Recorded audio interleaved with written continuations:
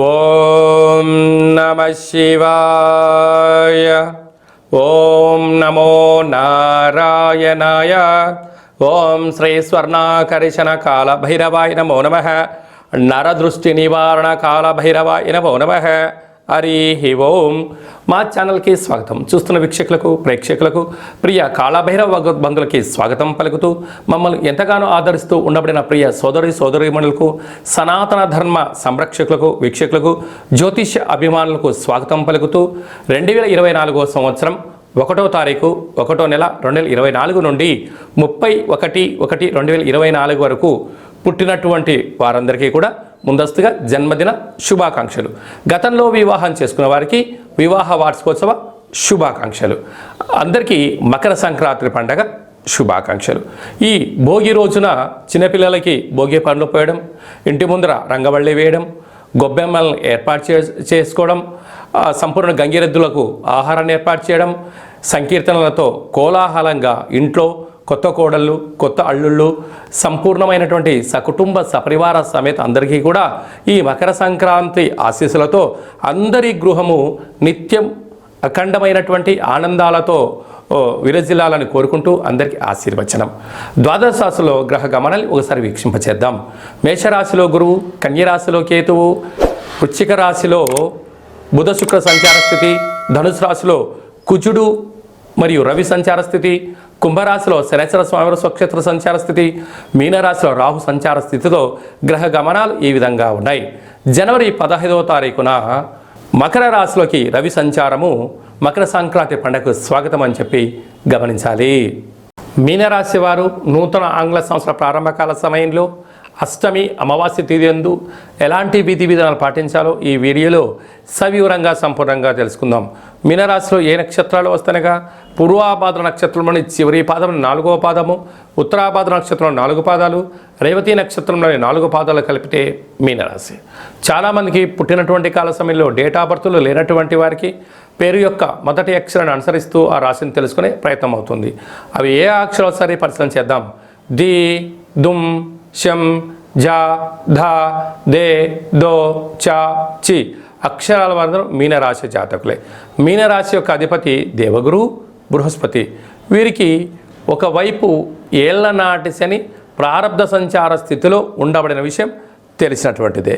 అలాగే రాశిలోనే రాహు సంచార స్థితి ఉండడం వలన వృత్తులలో, ఉద్యోగాల్లో, వ్యాపారాల్లో, సమాజంలో నిత్యము మీ వైపు అనేక మంది చూస్తున్నారు. మీ ఎదుగుదలను ప్రతి ఒక్క వ్యక్తి గమనిస్తూనే ఉన్నారు. వాళ్ళ అవసరం ఉంటే మీ దగ్గర రకంగా వారి యొక్క ప్రవర్తన ఉంటుంది. మీ అవసరం వాళ్ళకు ఉన్నట్లయితే వాళ్ళ ప్రవర్తన మరో రకంగా ఉంటుంది. అంటే ఇటు తల్లిదండ్రులైనా, మిత్రులైనా, అన్నదమ్ములైనా కూడా మీ అవసరం కోసం, వాళ్ళ అవసరాల కోసం మిమ్మల్ని దిగజార్చే ప్రయత్నం చేస్తున్నారు.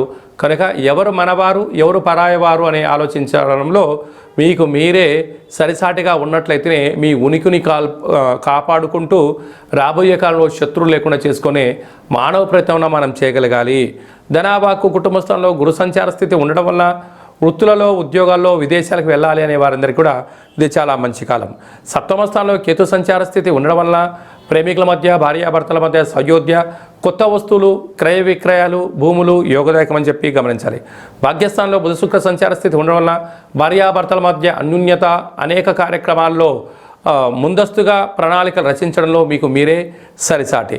రాజ్యస్థానంలో రవికుజ సంచార స్థితి ఉండడం వలన మీరు ఉద్యోగ మార్పు, స్థల మార్పు, అదృష్టాన్ని, ఐశ్వర్యాన్ని ఇస్తూ నూతనమైనటువంటి వాహనాలు, భూములు, క్రయ విక్రయాలు అదృష్టాన్ని, ఐశ్వర్యాన్ని, ఆనందాన్ని, హుందాతనాన్ని కూడా మీకు ఇవ్వబోతున్నాయి. వ్యయంలో శని సంచార స్థితి ఉండడం వల్ల మీ జన్మ నక్షత్రం రోజున అష్టమి అమావాస్య తిథి యందున దూరావాయు జల ప్రయాణాలు పెట్టుకోవద్దు. ముఖ్యమైన సభలు, సమావేశాల యందు ఆచితూచి నిర్ణయాలు తీసుకోవడం యోగదాయకం. కనుక ఈ నూతన ఆంగ్ల సంవత్సర ప్రారంభకాల సమయంలో మీ జన్మ నక్షత్రం రోజున అష్టమి అమావాస్య తిథుల యందు సందర్భంగా వీలైనంత వరకు మీరు తెల్లటి నువ్వులతో కూడుకున్న ఆహారాన్ని వండుకొని బ్రాహ్మణుడికి కానీ, గోమాతకు కానీ, స్త్రీమాతకు కానీ దానం చేసి మీరు శనివారం పూట ఉపవాసం ఉండడం వలన, భూశయనం చేయడం వలన అనేక శత్రువులు తగ్గిపోతారు అని చెప్పి గమనించాలి. ఈ యొక్క జనవరి నెలలో ముఖ్యమైనటువంటి పండుగల గురించి క్లుప్తంగా సవివరంగా తెలుసుకుందాం. జనవరి 4వ తారీఖున అష్టమి, ఒటుక కాలభైరవ స్వామి యొక్క స్మరణ. 11వ తారీఖున అమావాస్య గురువారం సందర్భంగా వటుక కాలభైరవ స్వామికి దీపము, దానము, మంత్ర జపం వలన అద్భుతమైన యోగం చెప్పి గమనించగలగాలి. 14వ తారీఖు భోగి పండగ, 15వ తారీఖు మకర సంక్రమణము, 16వ తారీఖున కనుమ పండగ చేసుకుంటాం. కనుక మనమందరము కూడా సనాతనమైన మన హిందూ ధర్మాన్ని కాపాడుకుంటూ పండగల్లో అందరినీ, బంధువులను, మిత్రులను, స్నేహితులు అందరం ఒకచోట చేరి మనం చేసుకుంటూ ఉంటాం. ప్రధానంగా ఇది వ్యవసాయ ఆధారిత పంట అవ్వడం వలన కొత్త ధాన్యాన్ని ఇంటికి తీసుకొచ్చుకున్నప్పుడు కొత్త అల్లుడు, కోడళ్ళు, బంధువులు, మిత్రులతో పశువులకు పూజ చేస్తూ మనము ఆ యొక్క మమేకమైన జీవనాన్ని పొందుతూ ఉంటాం. కనుక భారతదేశం యొక్క సాంప్రదాయము పండగల యందు, సాంప్రదాయాల యందు పెట్టినటువంటి పేరు. కనుక మనమందరం కూడా మన సాంప్రదాయాన్ని పాటిద్దాం, భోగి మంటలు వేసుకుందాం, అందరికీ మన పండగ గురించి వివరిస్తూ తెలియచేస్తూ వసుదైవిక కుటుంబాన్నిగా మనం ఎలా ఉంటామో ఈ పండగ పూట అన్న మనమందరం కలిసి విందులలో, వినోదాల్లో, ఆధ్యాత్మికమైనటువంటి కార్యక్రమంలో పాల్గొని స్వామివారి యొక్క మకర సంక్రమణ యొక్క సంకుడి యొక్క ఆశీస్సులు పొందుదాం. అలాగనే శబరిమలలో మకర జ్యోతి దర్శనం చేసుకుందాం. ఆ హరిహర సుతుడైన అయ్యప్ప స్వామి యొక్క ఆశీస్సులు మనమందరం పొందుదాం. 18వ తారీఖున అష్టమి సందర్భంగా స్వామివారి యొక్క ఆశీస్సులు పొంది సకలమైన దుష్టగ్రహాలని తొలగించుకునే ప్రయత్నం చేద్దాం. అలాగనే ఈ యొక్క సంవత్సరము అనగా 2023 సంవత్సరము ఆదివారం రోజు పరిసమాప్తం అవ్వడం వలన ఒక ఎరుపు రంగు క్లాత్ తీసుకొని ఒక దోషుడు అన్నాన్ని అందులో పోసి, దోషుడు కుంకుమను పోసి ఎర్రటి ముద్దగా కట్టి ఆ ఎర్రటి క్లాత్లో చుట్టి ఒక 6 ఎర్రటి ఒత్తులను ఆముదంలో కానీ, కొబ్బరి నూనెలో కానీ, నువ్వుల నూనెలో కానీ, లేకుంటే 3 నూనెలు కలిపైనా పోసి ఆ ఒత్తి నానబెట్టి ఆ మూట పైన పెట్టి ఇంటిలో ఉండబడిన వారందరికీ, యజమానికి, యజమానురాలకు, పిల్లలకు, వాహనాలకు, ఫ్యాక్టరీలకు, కర్మాగారాలకు దిష్టి తీసి బయటపడడం వలన ఈ యొక్క 2023 సంవత్సరంలో ఉండబడినటువంటి మీ పైన నరదృష్టి, శత్రు ప్రభావాలు, తాంత్రిక ప్రయోగాలు ఆగిపోతాయని చెప్పి గమనించాలి.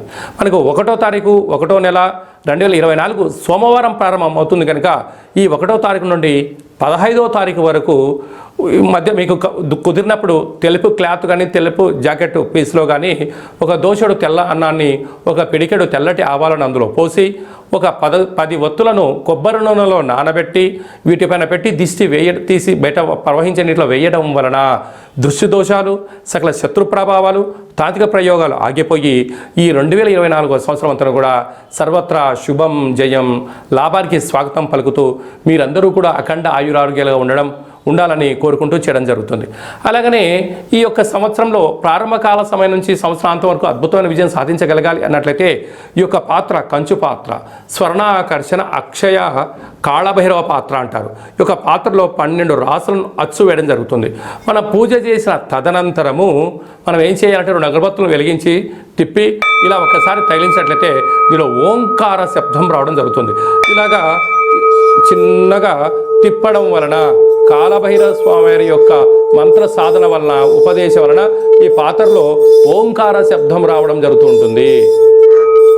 ఈ శబ్ద తరంగాల వలన గృహంలో ఉండబడే జ్యేష్ఠాదేవి బయటికెళ్ళి లక్ష్మీదేవి గళ్ళు గళ్ళు అంటూ మన ఇంటికి వచ్చేసి కాలాన్ని శాసింపజేసే శక్తి కాళభైరవుడికి ఉంటుంది. కనుక కాళభైరవ స్వామి ఆశీర్వాద చేత మన గృహంలో అంత అద్భుతమైనటువంటి ఆనందానికి స్వాగతం పలుకుతూ దుష్టగ్రహాలు తొలగిపోయి తాంత్రిక ప్రయోగాలు కూడా తొలగిపోతాయని చెప్పి గమనించాలి.